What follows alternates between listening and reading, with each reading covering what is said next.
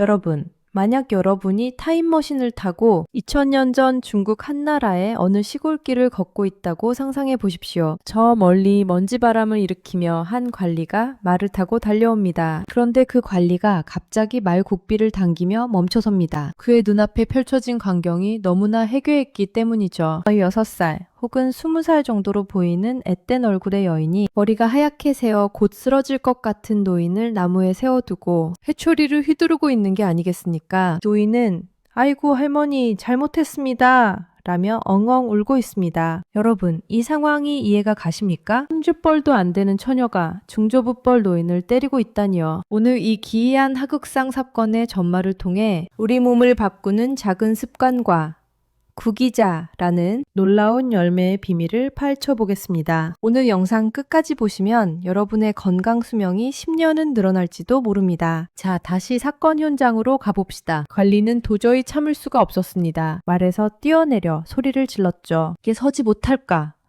이 무슨 해괴망측한 짓이란 말이냐. 유교의 나라에서 어찌 젊은이가 노인을 능멸한단 말이냐. 관리는 당장이라도 그 여인을 관가로 끌고 갈 기세였습니다. 그런데 매를 맞던 노인이 오히려 관리를 말립니다. 나으리, 참으십시오. 이분은 제 증조할머니이십니다. 관리는 자신의 귀를 의심했습니다. 뭐라? 증조할머니? 자네 정신이 나갔구먼. 저 처자가 어찌 자네 증조할머니란 말인가? 이때 회초리를 댄 여인이 차분하지만 서늘한 목소리로 입을 엽니다. 나으리, 제가 이 녀석을 때리는 이유가 있습니다. 이 아이는 제 셋째 증손자인데 가문의 비법인 이것을 먹으라고 그렇게 일러주었건만 맛이 쓰다느니 귀찮다느니 하며 멀리했습니다. 술과 고기만 탐하고 제 몸 돌보는 걸 게을리하더니 저보다 100년이나 늦게 태어난 놈이 벌써 허리가 굽고 눈이 멀어버렸으니 제가 어찌 매를 들지 않겠습니까? 관리는 그제야 여인의 피부를 자세히 살폈습니다. 20살의 피부라고 생각했는데 자세히 보니 그 눈빛에는 수백 년을 살아온 듯한 깊은 지혜와 광채가 서려 있었죠. 관리는 무릎을 꿇고 물었습니다. 도대체 그 비결이 무엇입니까?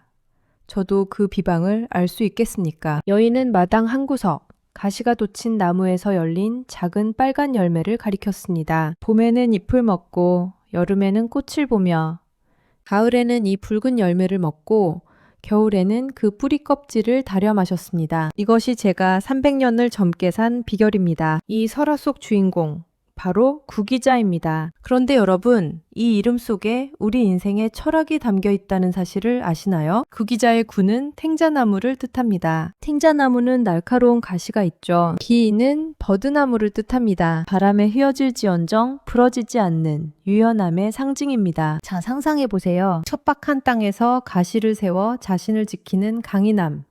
그리고 모진 풍파 속에서도 유연하게 몸을 흔들며 버텨내는 부드러움기. 이 두 가지 성질을 모두 가진 나무의 열매가 바로 구기자입니다. 우리 중장년 여러분의 삶도 이와 닮아 있지 않나요? 자식들 키우느라 가시돋친 세상에서 단단하게 버텨왔고 때로는 억울한 일 앞에서도 버드나무처럼 휘어지며 참아오셨을 겁니다. 구기자는 단순히 건강에 좋은 열매를 넘어 버티고 유연해지는 삶의 태도를 먹는 것과 같습니다. 이 열매가 우리 몸속에 들어오면 가시 같은 강인함으로 기력을 세워주고 버드나무 같은 부드러움으로 뻣뻣해진 혈관과 근육을 달래준다는 옛사람들의 믿음이 이름에 녹아있는 것이죠. 조선시대 최고의 의학서인 동의보감에는 구기자에 대해 이렇게 기록되어 있습니다. 오랫동안 먹으면 몸이 가벼워지고 늙지 않으며 추위와 더위를 타지 않게 된다. 또한 중국 서부의 닝샤 지역은 세계적인 구기자 산지로 유명한데 이곳은 100세 노인이 많은 장수촌이라고 합니다. 서양인들은 이 작은 열매에 경악했습니다. 아니, 동양인들은 이런 보물을 차로 마시고 있었어? 라며 붙여준 이름이 바로 고지베리입니다. 하지만 여기서 우리는 냉정해져야 합니다. 유튜브나 광고에서 말하는 것처럼 구기자만 먹는다고 해서 내일 당장 300살 할머니처럼 피부가 팽팽해질까요? 절대 아닙니다. 호라 속 할머니가 증손자를 때린 진짜 이유는 구기자를 안 먹어서라기보다 자기 몸을 귀하게 여기지 않은 나태함을 꾸짖은 것입니다. 현대 과학으로 본 구기자는 베타인, 제아잔틴 같은 항산화 성분이 풍부한 식재료입니다. 이는 우리 몸의 산화를 막아주는 방패 역할을 할 뿐 마법의 물약이 아닙니다. 우리는 구기자를 내 몸을 사랑하는 습관의 시작으로 삼아야 합니다. 매일 아침 설탕 가득한 믹스커피 대신 따뜻한 구기자차 한 잔을 내 몸에 선물하는 그 마음가짐 말입니다. 그렇다면 이 빨간 보석을 어떻게 먹어야 할까요? 설화 속 여인은 사계절 내내 구기자를 가까이 했습니다. 가장 추천하는 방법은 구기자차입니다. 구기자는 그냥 끓이는 것보다 프라이팬에 살짝 볶아서 수분을 날린 뒤 끓이면 구수함이 배가 됩니다. 특히 구기자의 유효 성분은 단단한 씨앗 속에 들어있는데 이를 충분히 우려내려면 최소 30분 이상 은근하게 달이는 것이 좋습니다. 밥물로 활용해 보세요. 밥을 지을 때 구기자 우린 물을 넣으면 밥 색깔이 영롱한 황금빛을 띠고